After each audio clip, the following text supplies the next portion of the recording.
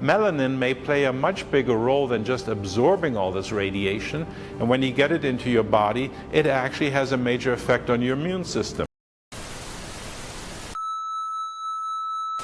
Now, last week I had you write an essay about the things that you liked the most. This week I thought it might be fun if we wrote an essay about the things that we disliked the most. Solomon? Yes, ma'am. Can you think of something that you dislike? Being a nigger.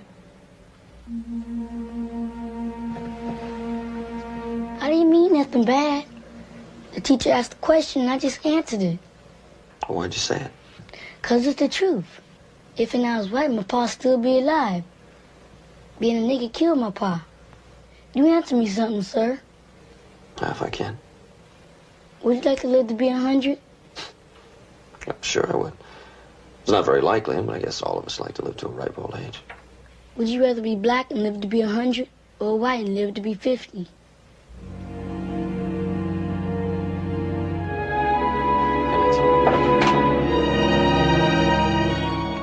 If you, as a white person, would be happy to receive the same treatment that our black citizens do in this society, please stand. You didn't understand the directions. If you white folks want to be treated the way blacks are in this society, stand. Nobody's standing here. That says very plainly that you know what's happening. You know you don't want it for you. I want to know why you're so willing to accept it or to allow it to happen for others. Say now the Negro is inferior by nature because of Noah's curse. And so one brother during the days of slavery wanted to justify slavery, and he had set his argument up on the framework of Aristotle's thinking. He could say, now, all men are made in the image of God. And then came his minor premise, God, as everybody knows, is not a Negro, therefore the Negro is not a man. They argue now on more cultural and subtle sociological grounds. The Negro is not culturally ready for integration. And if you integrate schools and if you integrate too much, the Negro will pull the white race back a generation. There is a connection between genetics and trauma. What we've discovered is trauma is information that can be stored at a genetic level and passed down through generations. 5 generations after the actual trauma actually happened, you can have post-traumatic symptoms still coming out in some of those people. And so that in itself is nothing more than a concept that is interesting. The reality is becoming aware and conscious of who you are and how you operate based on whatever those epigenetics are. There's been a disproportionate amount of my work that has been clearing ancestral stuff, especially the last probably year, unrealizing, because I've just thought it was all mine, and then about a year ago I started having some really interesting stuff happening and I realized I was clearing stuff that wasn't mine, and I just found it super, super interesting. But after being kidnapped, raped, and held as an 18-year hostage, J.C. Lee Dugard was rescued. But rather than condemning her captor, she shockingly referred to him as a great guy. On the surface, Dugard's behavior seems bizarre, but it's typical of a psychological phenomenon known as Stockholm Syndrome. Victims of Stockholm Syndrome develop compassion and loyalty towards their captors. The condition follows psychologically traumatizing situations like hostage situations and kidnapping. In Brown versus Board of Education, the famous case that desegregated schools in the 1950s, Dr. Kenneth Clark conducted a doll test with black children. He asked them to choose between a black doll and a white doll. In most instances, the majority of the children preferred the white doll. I decided to reconduct this test as Dr. Clark did to see how we've progressed since then.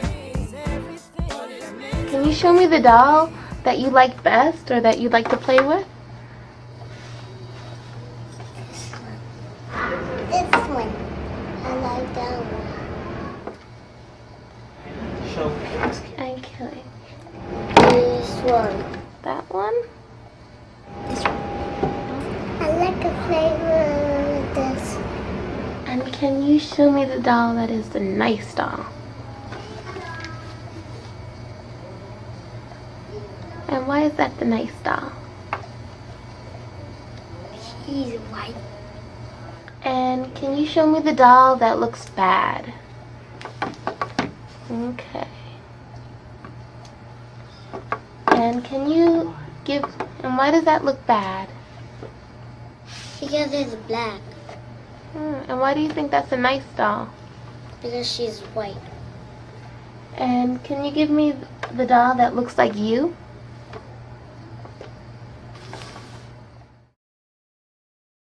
"15 out of the 21 children preferred the white doll." You cannot be for real. Oh my God, you for real? No, you for fake. No, you for real.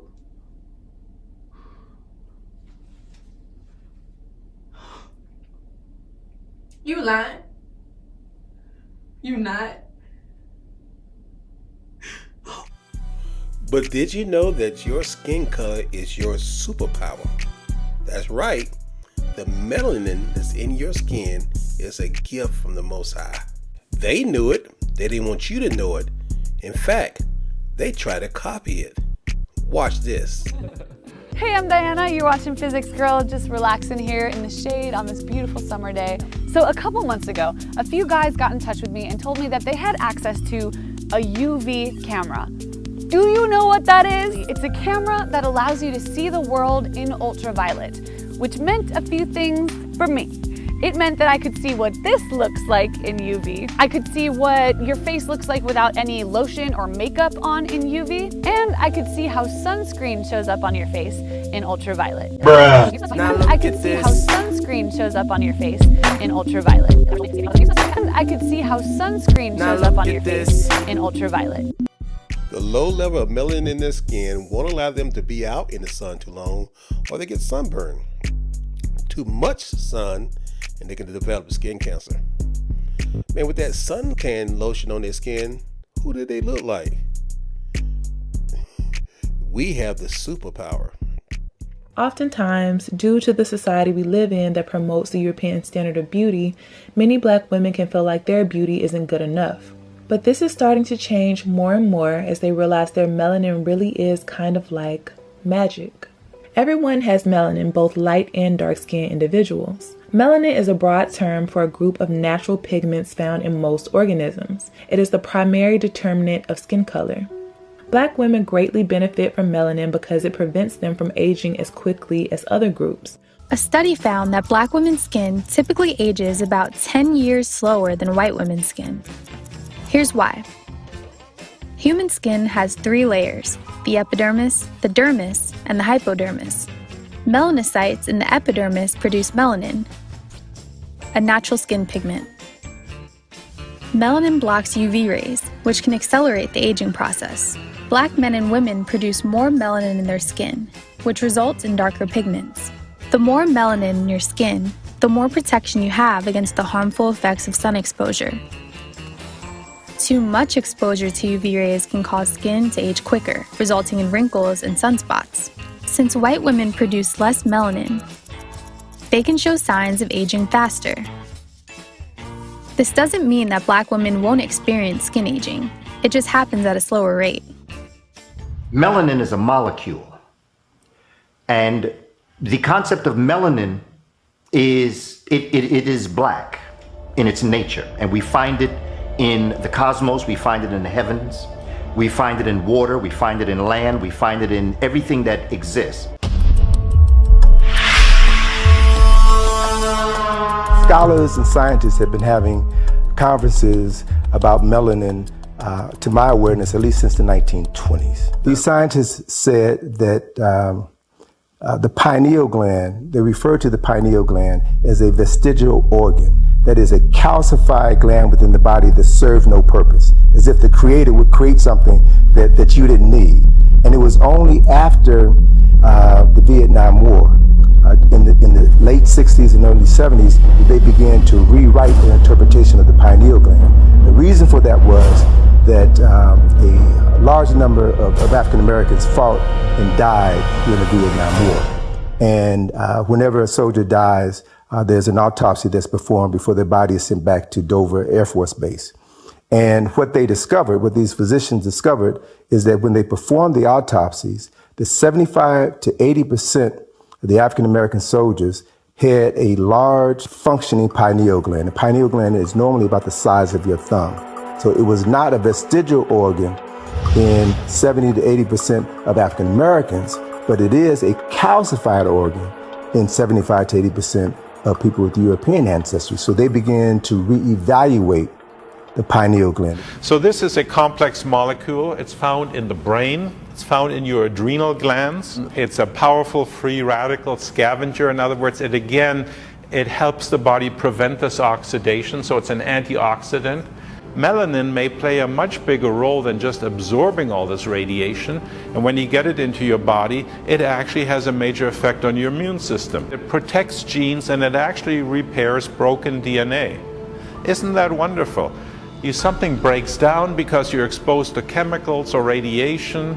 Think of the people of Japan right now in 2011 who are suffering from huge amounts of radiation. What could we do to help them prevent cancer developing? Well, you need a DNA repairer, and that's what melanin does. It exists in many other tissues, as I mentioned. It's actually a very important molecule in any woman who's having a baby, because the fetus has all this melanin in it. The sperm of the male and the egg of the woman, they're both layered with melanin, so that when the sperm penetrates the egg, there is a melanin explosion. And that melanin helps to formulate the fetus within that egg. And that fetus is literally coated with the melanin substance. And that melanin substance then goes on to form the brain and the central nervous system. So every human being begins with a melanin explosion. In steering things in the body, in the whole regulatory system, melanin's role in embryological organization, that's in the baby's organization, and tissue repair and tissue regeneration, may be connected to the major role that it plays to balance the body. That's called homeostasis. Here's a picture of a baby at 35 days of pregnancy, and this is the eye of an embryo. Notice that the eye is pure melanin. That's an amazing picture, isn't it? To see all this melanin is inside, and when the embryo first forms, there is what's called the dark streak. It's all melanin. It is the dynamic, the primary dynamic in every part of the cell. It's a primary dynamic in the core of the human being as well as to the surface of the human being. Its intelligence is responsible for the forming of the nervous system. Every part of the nervous system has these little black dots all through it, which essentially carry information. The body is actually a communication system where everything is connected to everything else, and it works through light. It works through light. It's called biophotons. And in this communication system, cells have connections to other cells called integrins, and electrons and light flows between cells. So it's like a supercomputer. In fact, there's somebody even studying whether energy is directly absorbed from the melanin in your skin and transformed into energy in your body. And it's thought to be, by some people, a master molecule that actually steers how the body communicates. Clearly, the more melanin you have, the more beneficial it is to your being and to your body. How could anyone ever be ashamed of the melanin that possesses so much magic? What shade, not what color, was Adam and Eve's skin? If Adam and Eve had all little A's and little b's, the whole world would be that. But if Adam and Eve had all big A's and big B's, the whole world would be that. But that lacks the genetic variability we see. It makes much more sense that Adam and Eve are in the middle brown, and from two middle brown people, you can get people who are lighter than the parents, people who are darker than the parents. That's very, very easy to understand.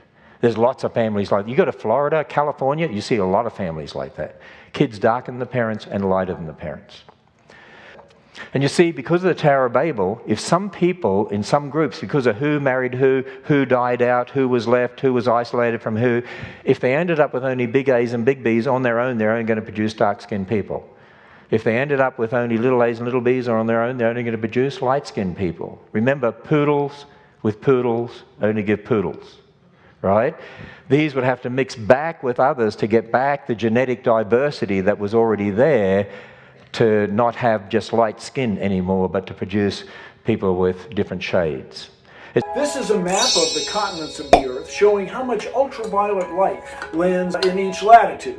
It turns out the closer you are to the equator, the more intense the ultraviolet. We use reds and purples. But then as you move away from the equator, we change the colors to orange, yellow, greens, and grays. Now here's the same map of the same continent with just one color. And it turns out that everybody on Earth is descended from people that live here in Africa. And it turns out that everybody on Earth is descended from people that live here in Africa. And it turns out that everybody on Earth is descended from people that live here in Africa. And then as groups of us moved around the world, the color of our skin had to change. And here's why. Our skin is where we make vitamin D. If you don't get enough ultraviolet, you don't get enough vitamin D. But if you get too much ultraviolet, then you break down your folates. You have to have it in perfect balance. And because the ultraviolet varies, the color of our skin varies. And that's it, everybody. That's why we have different colored skin. But we're all one species. But we're not treating each other fairly. Not everybody's getting an even shake. So all the science from Bill Nye and Ken Ham says Adam and Eve were dark-skinned people. And they were located in Africa, where dark-skinned people live. And you would have to have dark skin in that area to be able to survive. But why do they have so much pushback and false narratives to say that Egypt wasn't dark skinned? Or the movies like this one, Charlton Heston, all the actors are white. Everything you see is white. In fact, I did a video before about whitewashing history and the one about why imaging is so important. You need to go back and watch those videos. This is why they tried to change our images. Okay, naturally, where we are situated, where we're sitting right now in this particular room in the city of Dimona. Dimona is located in southern Judea, and Judea is pretty much right in the center of what was called in our old geological historical classes. It was the middle of the Fertile Crescent. And the Fertile Crescent was, of course, where great civilizations sprang up. The Jordan Valley is right in between the great Mesopotamian region, the Sumerian civilization, the area that Abraham did come from. And of course, in the southern portion of the crescent, you have the Nile Valley. And so we are right situated in the middle of that particular Fertile Crescent that history gives credit to as being the seat and the bed of early civilizations. And so this is, even though it's called the Middle East, that is another era of time in which such a term was even coined. And of course, we're talking about the British. And so that's a relatively new, that's a very, very new and contemporary designation. But we're in Northeast Africa. We are in the northeastern corner of the land that in our times has been called Africa. But again, going back to the Hebraic context for us, this is Eden. This is the garden that was eastward in Eden. What you talking about, mister? This is Eden. This is the garden that was eastward in Eden. And the boundaries of that garden were defined by 4 rivers. Well, what are those 4 rivers? The first and the second were the Blue and the White Niles. The third and the fourth were the Tigris and the Euphrates. Now, our friends at National Geographic, they would have us believe that the first 2 rivers are in the Persian Gulf and are submerged now. In the National Geographic, they should be ashamed of themselves because they know better. They'll use the scriptural references to document that the Tigris and the Euphrates were the 3rd and the 4th rivers, but then when they want to identify what these first 2 rivers were, they don't use any scripture references whatsoever, because they refer specifically to rivers that encompass the lands of Ethiopia. And they know then that they would have to acknowledge the Africanness and the dark-skinned nature of the peoples of antiquity in these regions here. We're in Northeast Africa. The peoples of this land in antiquity, all of those who descended from the Abrahamic tradition and adhered to those traditions, they were hands down African people. It's not even a subject open for debate. Of course, again, National Geographic would have us to believe that the only time that they give us credit for black people ruling in ancient Egypt was a 70-year period when the Nubians conquered ancient Egypt, and they only were able to accomplish that by virtue of mimicking ancient Egyptians. And they do this because they know that they have to draw the line for where the blackness began and ended. And if they give up ancient Egypt, if they'll give up the Nubians, you know, they can't deny that, but they will fight tooth and nail to give up ancient Kemet, because if they give that up, they know they also have to give up ancient Israel, ancient Arcadia, ancient Sumeria, and all the other civilizations that are in this region. They would also have to give those up too. And of course, that's a little difficult for them to do. They will fight tooth and nail to draw the line at what is now Nubia. And so it's all part of a conspiratorial effort to keep the African world in darkness. And the funny thing about it is that when we come and challenge them, they have to back off of it. But they're always testing to see, do they know? You know, how much do they know? They already know all of what we're talking about. It's not even something new for them. They have it all locked away in the British Museum and in the, what's the place in Paris? You know, this is how they do it. The Louvre and so forth. All that history is there. So we're in Northeast Africa. We're in the heart of African civilization. Quiet as it's kept, all of the early humanity look like African people. So the people who are living in Northeast Africa now, and they don't have the same superpower that we have, the melanin in our skin, how are they dealing with the sun? Israeli researchers say early detection of the most dangerous form of skin cancer is proving to be beneficial. Officials attribute a recent decrease in the number of new cases of melanoma in Israel to their ongoing sun safety campaign. Still, the Jewish state has one of the highest rates of skin cancer in the world. The Jewish state has one of the highest rates of skin cancer in the world. We have immigrant population that came from the former Russia. They have light skin, and they love the sun because they didn't have it. So some of them, when they came, we have to re-educate them. They were coming to the emergency room with burns because, you know, they were like giving themselves completely to the sun without any protection. And we have a lot of others who came, you know, in the 20s and 30s and 50s. They came from the western part of Europe or other parts with a lot of Ashkenazi, with light skin. So we have, like in Australia, in New Zealand, a high proportion of population who are in high risk. And it's a very warm area. Finally, once again, Israeli researchers have found a new way to address the ever-increasing threat of skin cancer. This, as a Tel Aviv University study published on Monday in Nature Nanotechnology, outlines an all-new approach in fighting the aggressive disease through a so-called nano-vaccine.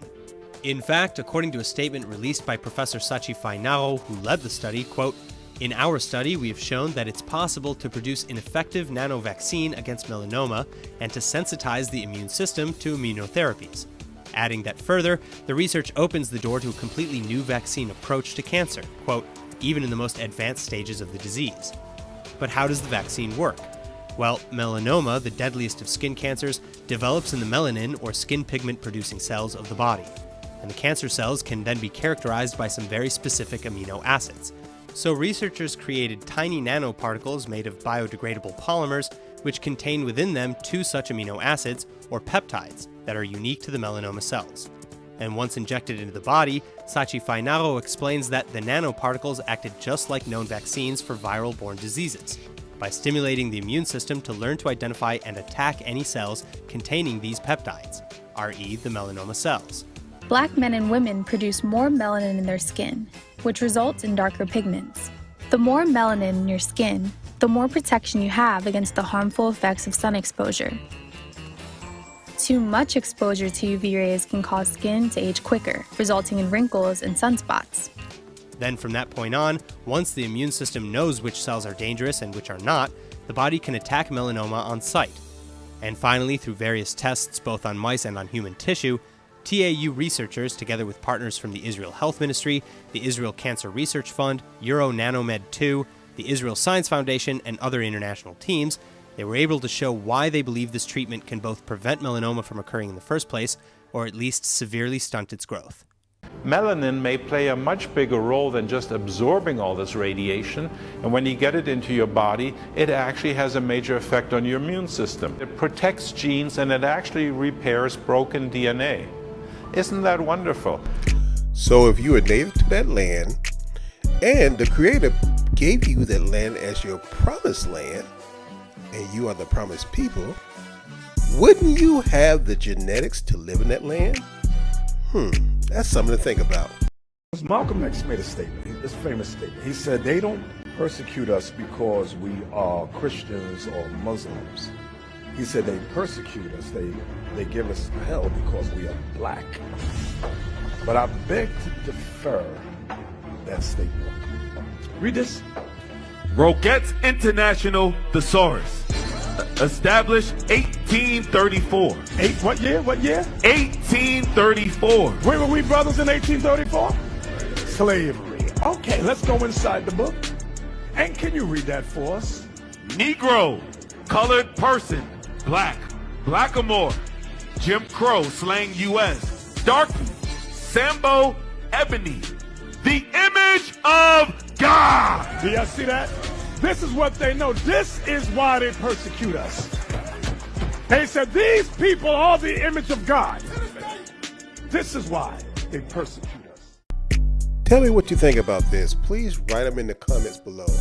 And remember, please be nice. Thank you for visiting Brilliant Scholar. Stay tuned. Oh yeah, click, like, subscribe, and share this video so others can learn.